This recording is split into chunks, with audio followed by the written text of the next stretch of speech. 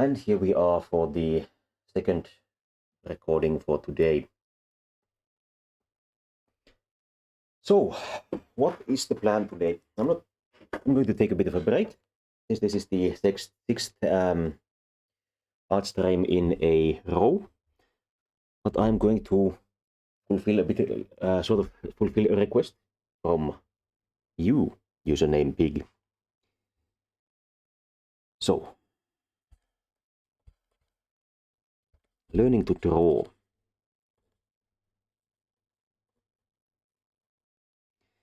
I'm going to start filling in a sort of table here.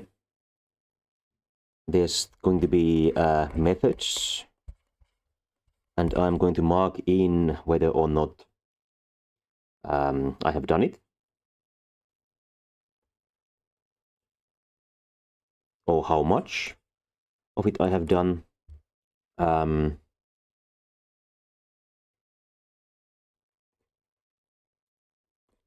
Do I think it's effective? And is it annoying? I think with drawing, as with many other topics like language learning and sports and things like that, it's probably going to be one important question is going to be how effective is it? But another important question is going to be, are you going to actually do it? I've had this experience myself with a lot of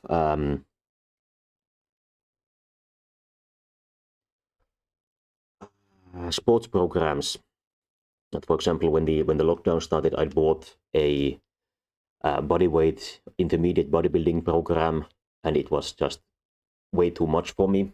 I didn't enjoy doing it. I didn't want to do it, so I started it a couple of times,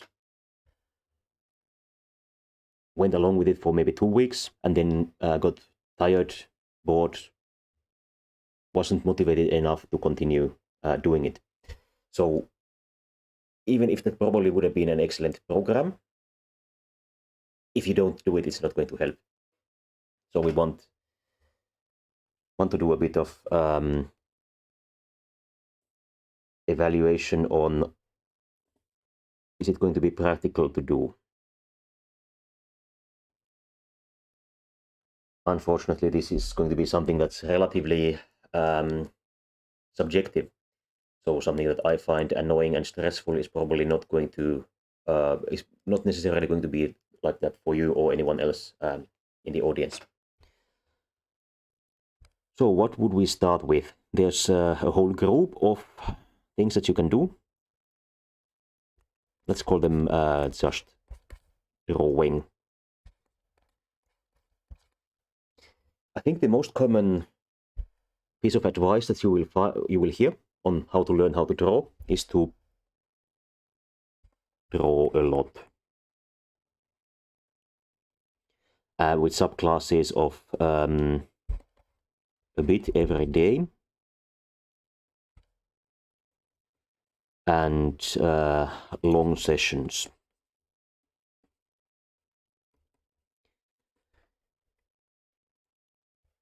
I have not really ever enjoyed or done long sessions. I think they are extremely stressful, and as far as I know, again, this is a topic where I am not an expert on the research, but my understanding is that long sessions have a sort of falling efficiency, loss of can't remember the technical term for it. So let's say it's got medium effectivity. It's of course going to be a lot more effective than not drawing, but it would be better to draw a bit daily. Unfortunately, I have also found that trying to draw daily is relatively stressful.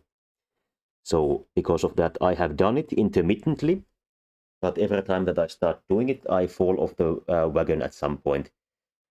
The last couple of years have been a bit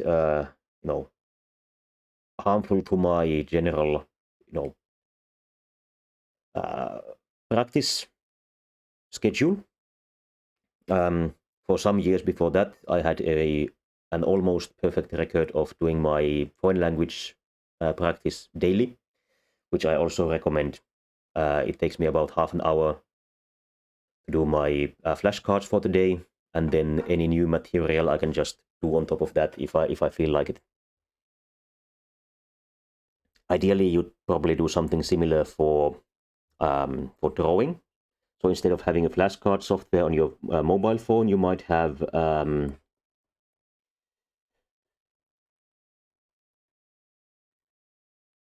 this kind of small notebook.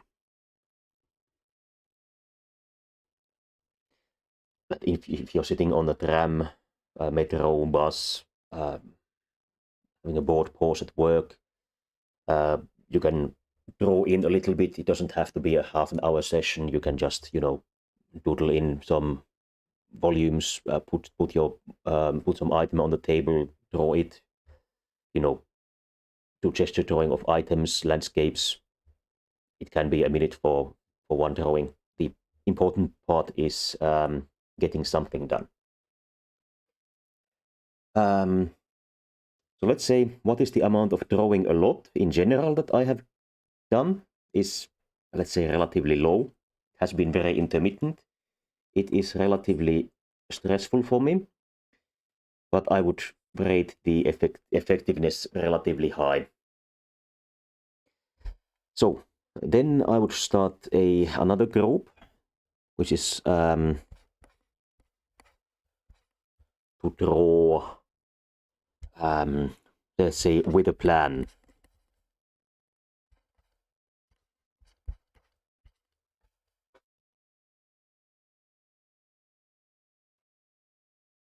So one of these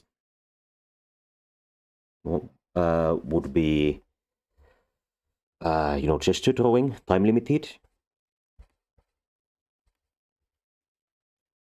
One could be volumetrics.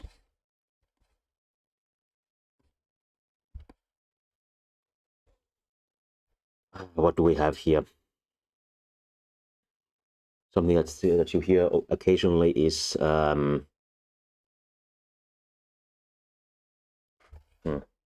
I'm really drawing blanks here. I'm on the cusp of remembering something, but let's think about gesture and volumetrics at first.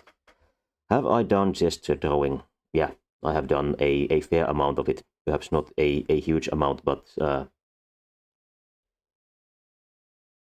I think that gesture drawing, I'm going to put in single method here now that I remember it. Is gesture drawing effective? I think that it is. Is it stressful? Let's say medium. It really depends on my mood and mental state, how stressful I find gesture drawing. If I'm having fun, then it's fun. This one's got sort of a very long uncertainty area here. And then when I'm not having fun, then it's like swallowing tar. In general, I think gesture drawing is effective. There are easy websites for it. It's not very social, but yeah, it's probably helpful. Then thinking about volumes. So drawing, doing block drawings, perspective, that sort of thing. I would say that this is probably the thing that I have done the most. I think that it has been the most effective for me, and it's not that stressful for me. And what you can do is combine, if you have a very methodical workflow like I do, it basically fits into a normal workflow.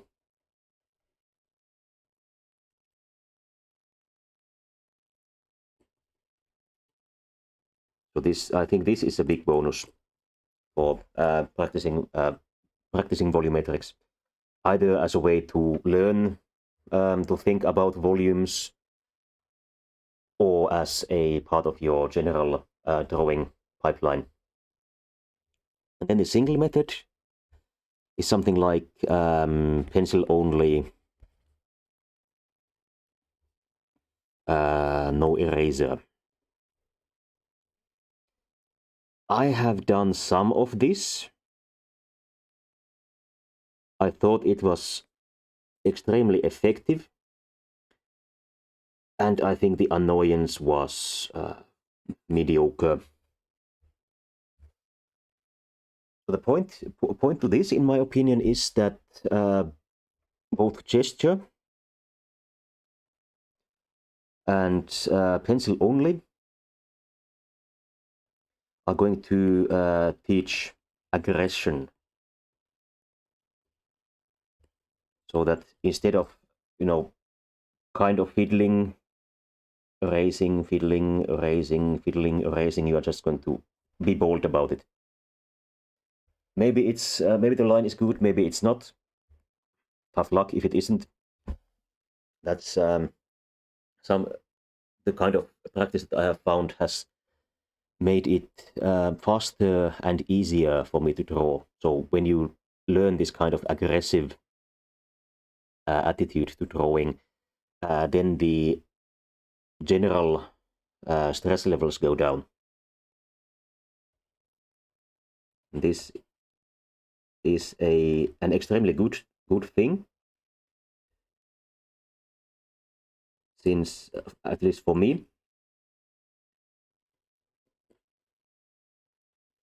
getting stressed and annoyed and rage quitting was traditionally, for years and years and years, my the main reason that I stopped drawing. Your lines are too flat, and you started with a tablet. By flat, do you mean that you don't have this sort of pressure control to your stylus? I don't quite understand what the description is going for. I think that this is probably something that's also going to be helped by this sort of aggressive drawing. I think maybe even gesture drawing is going to be good for this, since once you get to the longer gestures, in my case, I always show these half-hour gesture sessions, but you can use the website that I use, or if you go to an actual art class, you can take longer sessions. But when you get to the longer ones, force yourself to start structuring, and at that point, force yourself to have a light touch to the pen. If I understood the intention correctly, that might help with it. And then there's something that I have heard recommended many times, repeating the same drawing.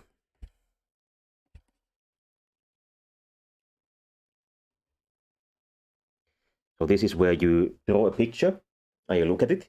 You think about what is what's wrong with it, what looks bad about it, what you could improve, and of course also look at what's good about it. You should try to concentrate on what's going well, so that you don't just think about bad things and get into a more and more stressed state. Ideally, you'd like to have fun while drawing and have a sort of tough luck reaction when you make mistakes. Building up to having that sort of self-confidence about drawing is probably something that's going to be hard for beginning artists. Have I actually done this? Sort of. It's a question of definition. As you've seen with the inner project, my high effort workflow is basically contains this.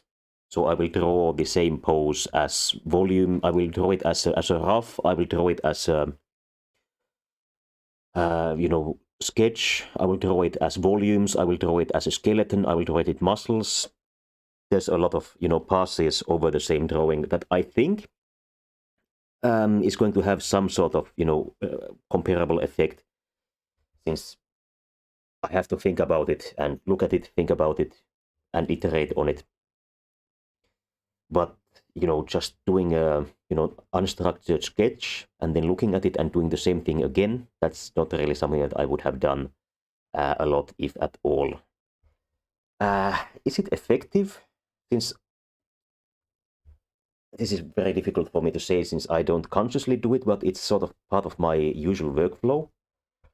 But I would say that this probably is relatively annoying. Perhaps not. I think the self-analysis there is going to be stressful, at least for beginners. And for me, at least, the fantasy is always to have the drawing that you want to have quickly and with relatively little worked with. For me, this has never been the case. I think that's probably why I find I often found drawing stressful, and I have stopped doing it for longer periods of time. So I think doing this the way that it usually gets taught would not be a good fit for me. But I think that as a part of the workflow,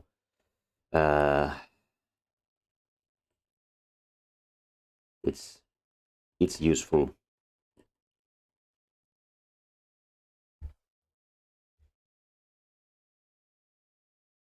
So I think that's about it for the drawing with the plan.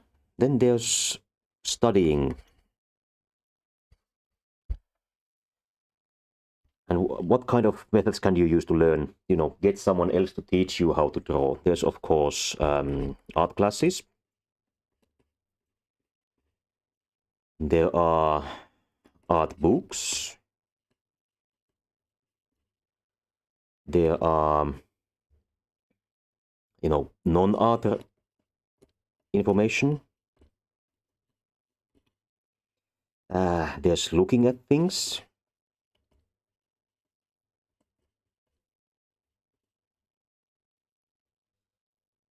And there's analysis drawings. And I might think of some more as we go along. Art classes. Have I done art classes? This is another one of those, maybe yes, maybe no.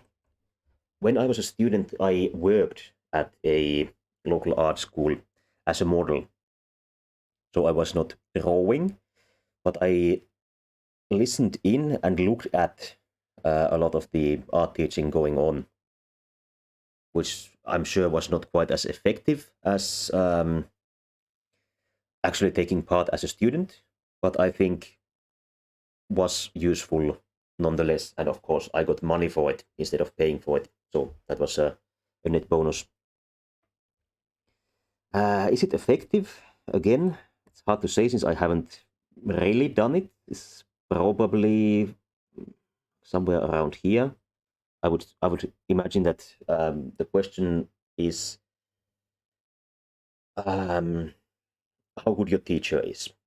If you have an excellent teacher, it's going to be much more effective than if you have a bad teacher. I've had this experience with singing lessons. I did not get along or agree with the teaching methods of the teacher at all, and I consequently had a bad time taking singing lessons, and I did not continue doing it after my first 10 lessons were done. I would say that taking art lessons is probably a low stress activity, since you have someone to do the analysis for you instead of having to do it yourself. Then we have art books. The one that I am most familiar with is Anatomy for the Artist by Jenő Barátság, who was a lecturer of anatomy and pencil drawing at the Art University of Budapest in Hungary after the Second World War.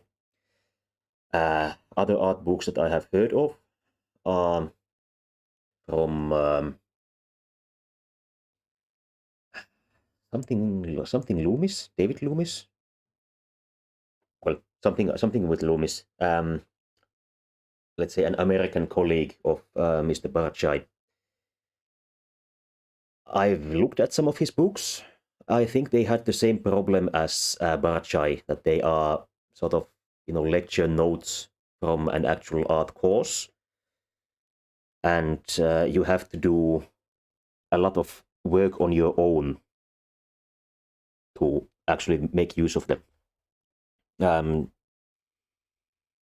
For example, Barachai's book has it has excellent drawings. It has explanations. It explains which muscle does what, where it attaches, what its function is.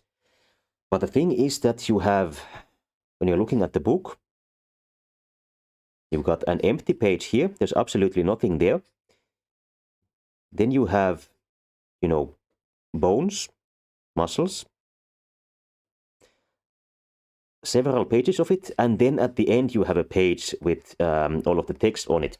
So you have to keep on flipping back and forth, thinking about, well, which is the proximal end, which is the distal end. If you're good at Latin, this is not really a problem, but if you aren't, it can be a lot of stress. And in my experience, that was the same case for Andrew Loomis. Was also an instructor at an art university in America around the time of the Second World War. I think his books have the same problem, that it's not really teaching you, it's a teaching aid. So you have to do a lot of your own work. There are some art books that claim to be sort of an art course. One that I have heard of and that I have lived through at some point was called Drawing with the Right Side of the Brain. As I understand it, the factual content of the book is trying to teach you a sort of methodical way to draw instead of just trying to doodle and get an excellent result. So in that sense, I think it's probably, I would probably agree with a lot of it, but it didn't really catch me when I lived through it. Might be good, might be all right, might be excellent. I don't know. It's extremely popular, so it's probably not horrible. I think with art books, the problem is that you all have this sort of diffuse area where the effectivity might land depending on if you have the personality and the personal qualities in general to make effective use of it. Like, for example, if you don't really know anything about anatomy, probably getting a anatomy lecture notebook like this and just copying it over and over is maybe not going to be that helpful. But on my side, I've really only used Barachai's book, so I can't recommend a more beginner-friendly one. And then we have some, information sources that are not necessarily for artistic purposes. In my case, I have I've studied some anatomy at university, so some of my anatomy information is not just from artistic point of view. Some of it is from a actually looking and touching bones, point of view. I've done a relatively small amount of this, I think. The effectivity is, I'd say, let's say medium low here. Learning about the body in abstract or in practice is going to help you. It's going to synergize with the with art books about anatomy. But I thought that this was an extremely low stress activity, since I wasn't stressing about drawing the things. I could just concentrate on learning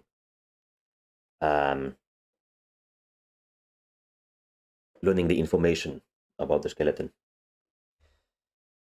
So this can synergize well with others.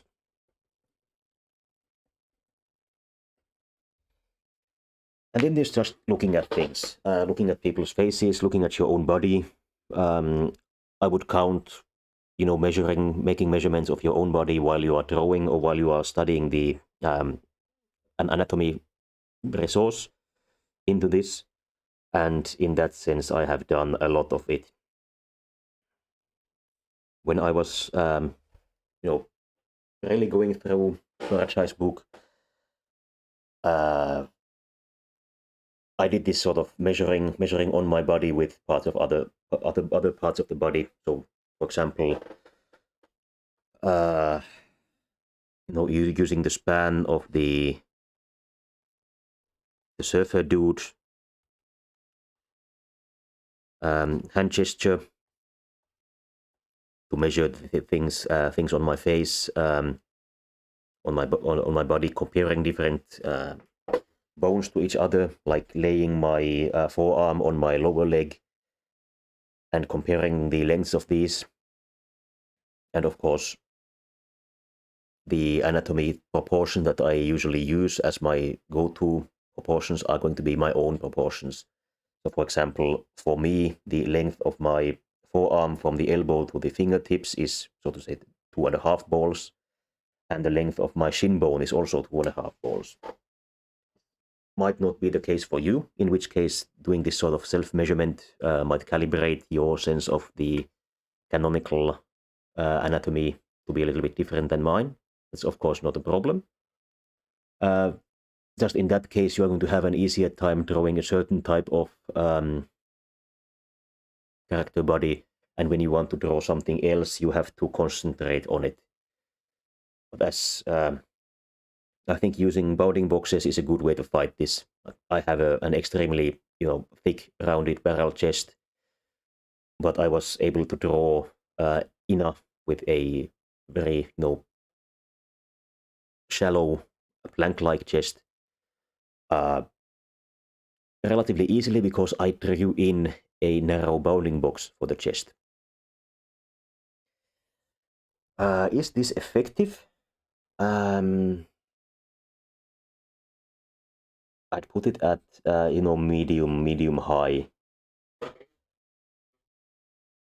I think this has the same effect as non-art information sources, that it synergizes with other sources of information. So you are well off, learning, using this kind of non-standard art sources together with standard and specialized art education resources. So the last one that I remembered immediately was doing a drawing that is an analysis of an existing image. And then of course there's still lifes and figure drawing. I'm going to separate it for a little bit.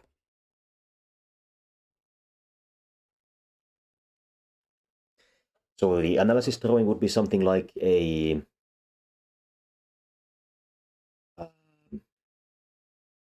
anatomy tracing, where, for example, you get a photo, preferably of a naked person, preferably of a bodybuilder or another lean person, so that you can actually see the differentiation between the muscles. And you start to draw on top of it. You draw things, you identify things that you can see, and you draw things that you cannot see. So, for example, if you're looking at a bodybuilder doing a pose, you can probably see some of his bones. You can see the tip of the elbow, for example. You can see the clavicles. Draw these kind of things in, and then draw in where the rest of the bones have to be to fit the image. and then start drawing in the muscles. You can do this with, drawings. Find a drawing of someone that you enjoy on a Boro or Pixiv or Twitter or something. Download it and start really looking at it and building on top of it, like reverse engineering what has happened there. Like, for example, what kind of a volume would you draw in for the nose so that its outline would hit the outline of the nose on the drawing? Where would the bones go? Where would the muscles go? Of course, with using drawings like this, there's always the question of how accurate is this information? Since you don't have to be you don't have to be called Ilya and use 10 years for one work to make great looking pieces. You can fudge the anatomy, you can fudge the perspective, you can fudge a lot of things, make them more visually appealing, and you probably should change things around a little bit to make them more visually appealing than they would be if you were called Ilya Repin and were using 10 years to make your piece. For example, I've noticed that a lot of stylized, cartoon, comic art fudges the angles on the mouths often. So this is the classical case of, the anime face that kind of looks like a snout and it's got the mouth on the side here. This is, of course, not how actual mouths work. And in its extreme case, it looks really silly. But what you might consider doing is, or what you might find when you look at, when you analyze some excellent looking work, is that the person has not actually drawn in the mouth, for example, in perspective, something like this.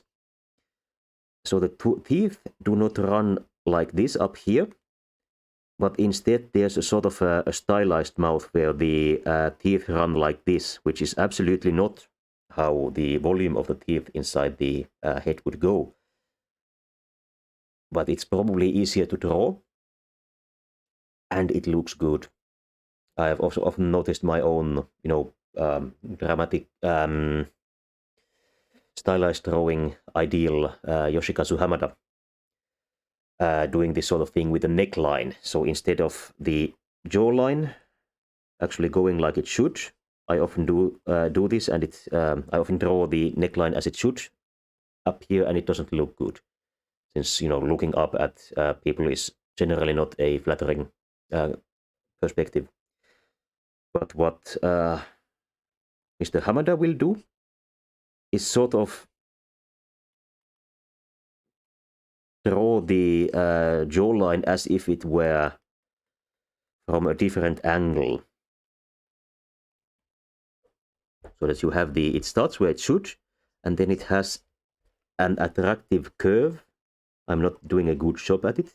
Imagine, you have to imagine someone doing a better job at this. But instead of drawing in the structure as it is, he changes it up a little bit so that it ends up looking more attractive than it would be if he went all out drawing it as it should be.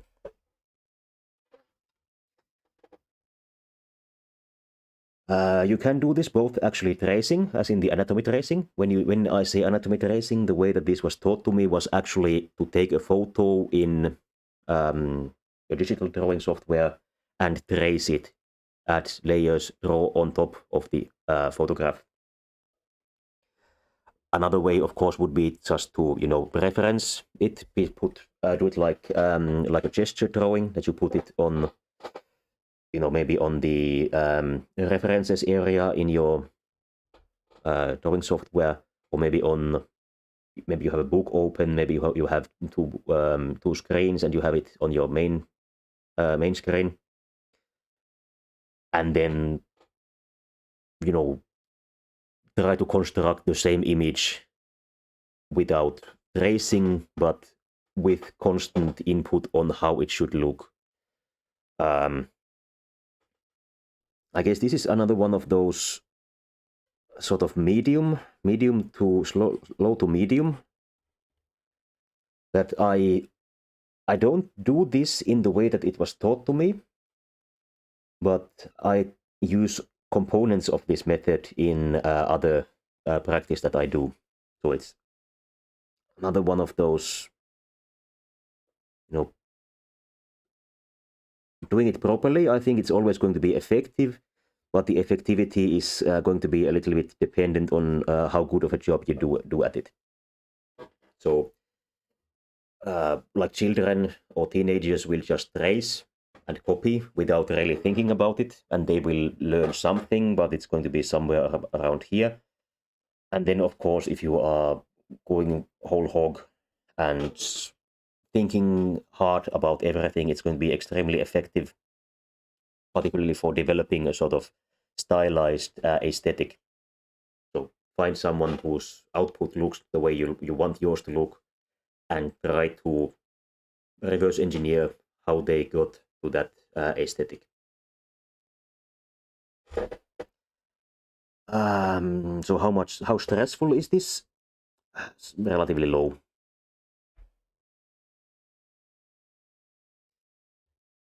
Now I have thought of another thing. There's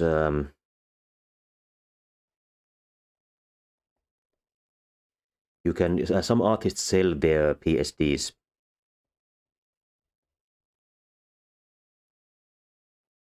So getting into still life and figure drawing. This is really a subset of art classes. Now that I think about it, let's scratch out the figure drawing. Let's think about still lifes. Yes, this is something that you can do as a sort of break activity, like with the notebook here. Have I done this? Of course, some amount, but relatively little. I did a lot more of this when I was in high school and when I wanted to become an architect. Recently, I've done it occasionally. It's more of a holiday activity to me. So I had a phase where I didn't take a camera to holiday at all. I just took a notebook and I would draw things that I wanted to have pics of. But these days I do both. I take photos and then I do this like half an hour landscape or building doodles when I want to take a break. Just sit down, look hard at something. I'm on a holiday somewhere exotic. I want to look at things anyway. Might as well concentrate on them for a while. How effective is this? It's another one of those, depends on how good a job you do at it. A lot of the, self-directed activities are very dependent on how good a job you do at it. Again, if you just go out, look at the church and doodle it, it's not going to be that helpful. If you go out, really think about it, do some measuring with your thumb and things like that, and maybe bring a ruler with you so that you can actually draw straight structure lines, it's going to be a lot more effective.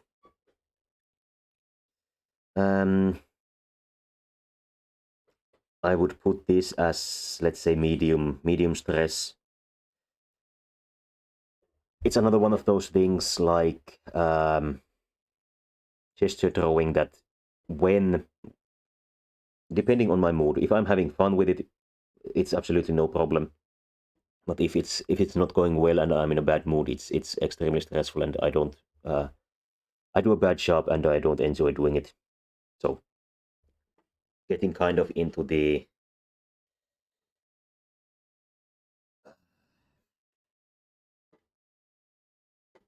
that sort of box here. So recommended, but you have to concentrate.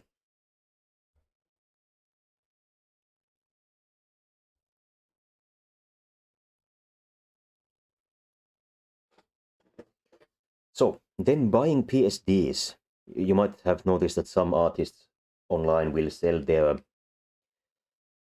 if you are a high level patron or something like that, you will get access to their work in progress files. Usually these aren't very useful since they have done a lot of layer merging.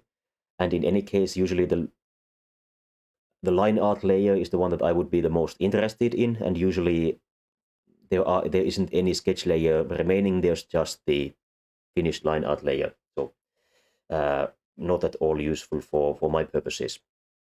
Of course, if you are interested um, in the aesthetic, if you want to learn what kind of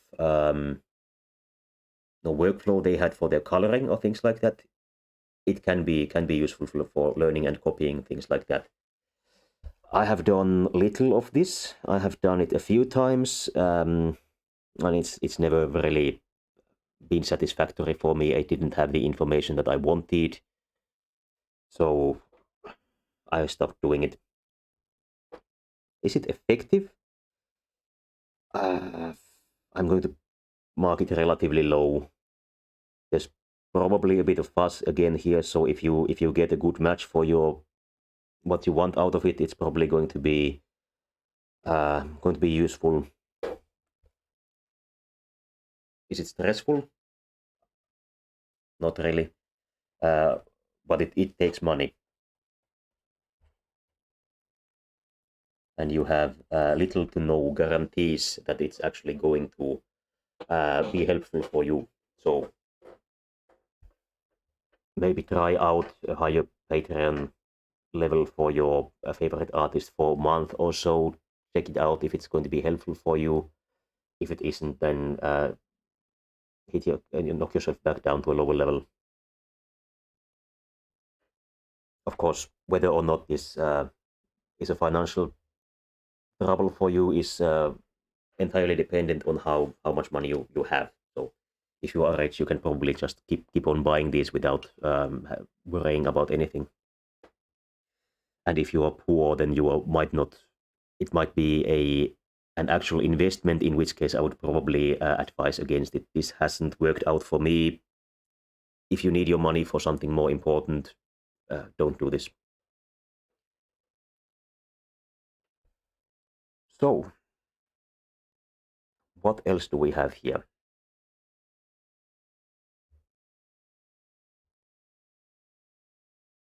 I think I might go into a bit of another topic here, going from learning methods into breakdown of the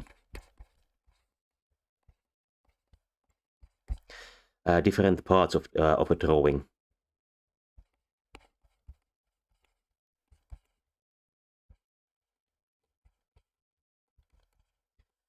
And which one of them is perhaps the most important.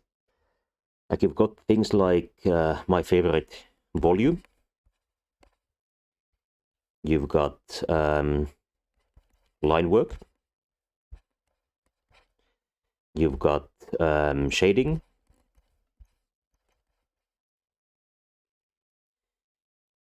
You've got coloring. Is there something else to this? Not necessarily, but these are sort of the basics.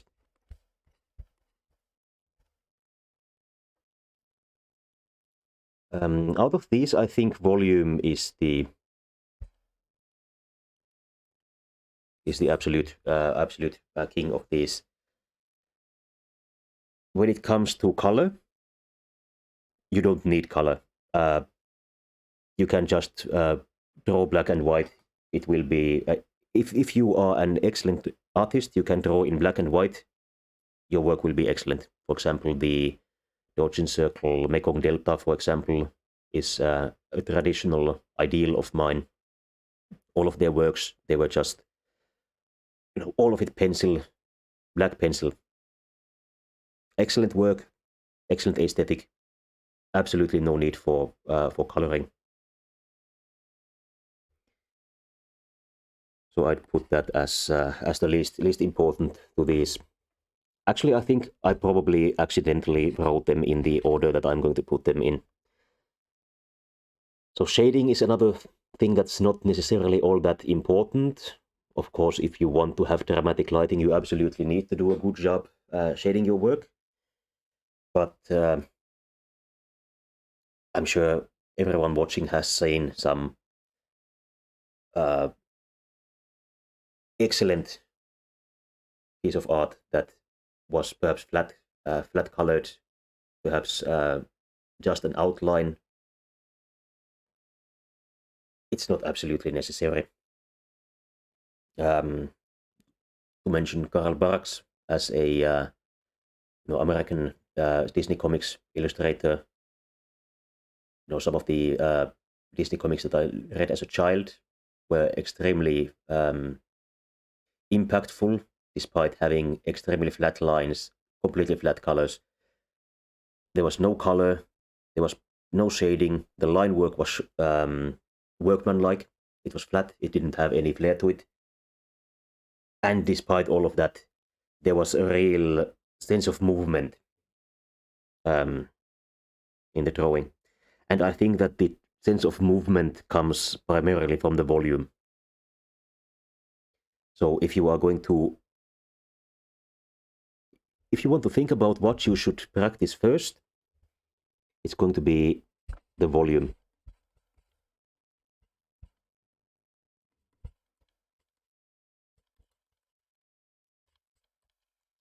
It is the backbone that carries all of the other components.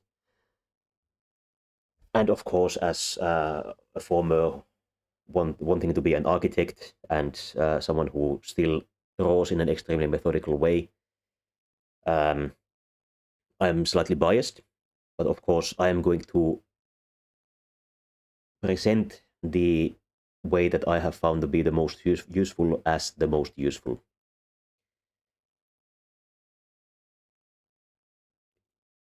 There are some people who can just start drawing and it looks great. Some of them are seasoned professionals, have been at it for decades. Like Yoshikazu Hamada, for example, has been working in the illustration business for more than 20 years. It's no wonder that he's great at it. Probably most of the display artists, show people who make a show of drawing, just taking an ink brush and drawing on a wall. Those are also probably people in the 40s, 50s, 60s who have been at it for decades, and that's at the level of drilling that they have.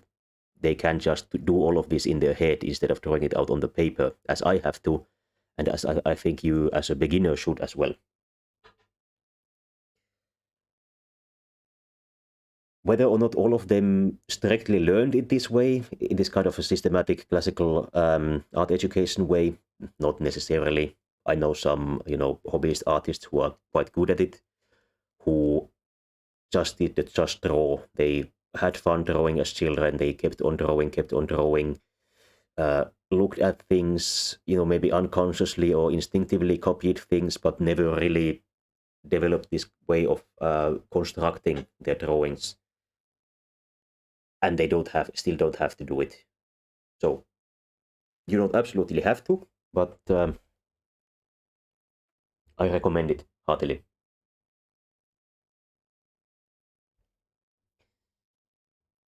Then volume also has that sort of a bonus that it doesn't have to be human. Well, really all of this has, but you can practice your volumes when drawing, when doodling anything. Like, for example, this idea of having a break drawing pad. You can just put something, lean a box over, take a book, fan it open, stand it on its side, and you can immediately get to working, practicing on the volume. Let's actually cross this over. It's not a very good argument. Let's writing something like easy to start or first step. When you practice, you can just immediately get to the volume. You can't really immediately get to color work or shading unless you are already a good artist. One of the students at this art school that I went to was in his 60s, I think. He would do gesture drawing with an ink brush.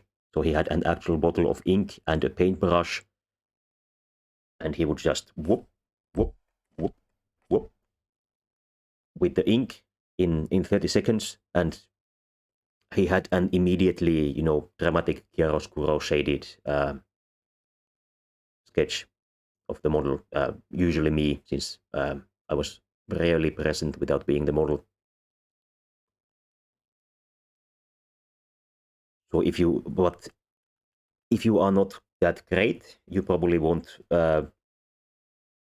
do a really good job of working on your line work or shading or color just as a first step within the first, let's say, 5 minutes of starting to practice.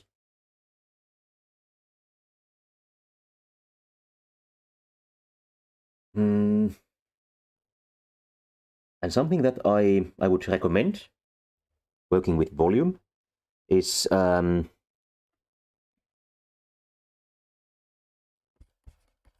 things to practice.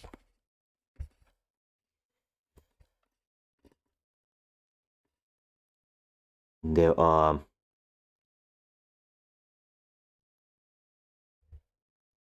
things that are, maybe lower effort, like say chibi characters, that you will need to use volumetrics to draw, that are easier, less stressful. You don't absolutely have to have, for example, hands, fingers, toes. You can just, have a character.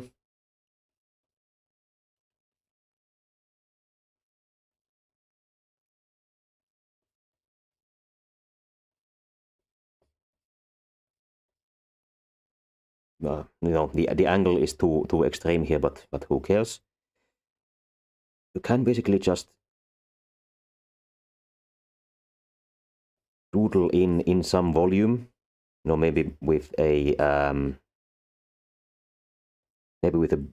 blocky end to the leg, maybe with a rounded end to the leg.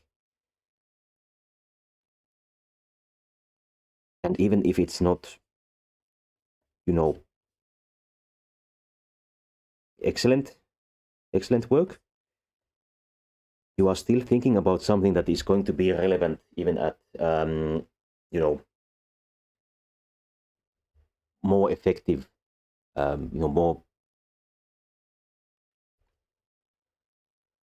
advanced projects.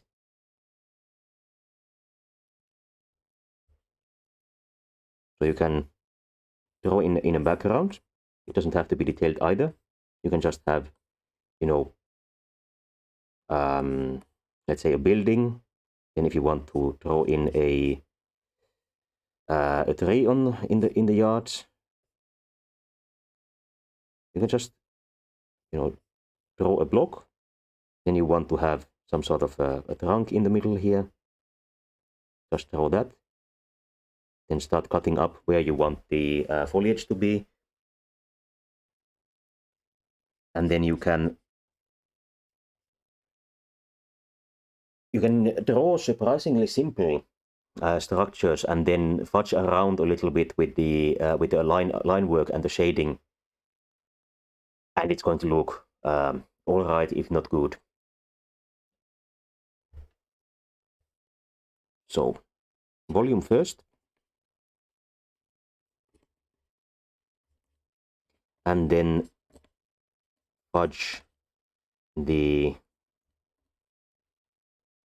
line work and shading.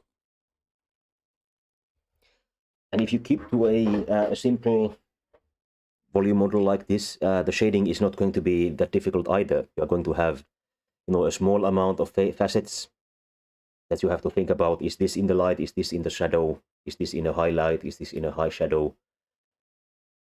Probably not get bogged down with, extreme, detail highlights and shadows.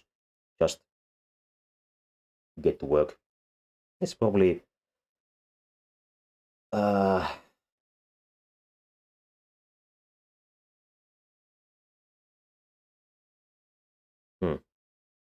sort of lost my thought there.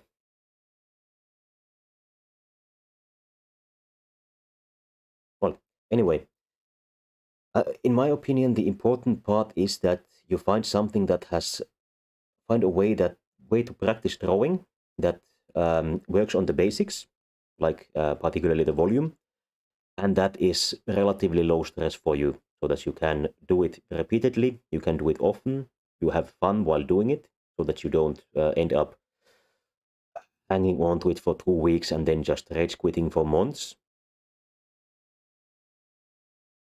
And then just keep at it. The volume is something that you're going to need always. Like I need a lot of volumetrics to draw, although I probably have a lot more anatomy information than than most of the people watching. That doesn't immediately translate into being able to just draw a human body. It's going in a sort of construction way. You would start with the volume. This is more important than anatomy. I think this is more important than line work. You can have scratchy lines, and it's still going to look good if you have good volume and some and all right anatomy to your human character. And then again the shading and color. So I would use this as a sort of priority list as well. Always be working on your volumes. You need volume every time you draw, even if you are going to draw out of instinct. Having a better understanding of the volume is going to make your instinctive drawing better than it was before. And then the anatomy would then maybe be a general grouping for the details, like for trees. If you want, you can look up anatomy and what kind of parts do trees have. You can just draw this sort of a block model without knowing or thinking that much about what you are drawing, and then you can look things up to work on this level. And once you have them done, and if you think that your line work is too bad, then turn down the opacity. And if you have no other ideas, just make the effort to cleanly trace your scratchy anatomy layer, and it's probably going to look fine. A constant line weight is not ideal, but again, from the example of Karl Barks, it works. Line work doesn't have to be amazing if particularly the volume and secondarily the details are in order. So I think that's about it. I am out of ideas for things to talk about, and we have been at it for an hour. Time to end the recording. Thanks to everyone watching afterwards on YouTube.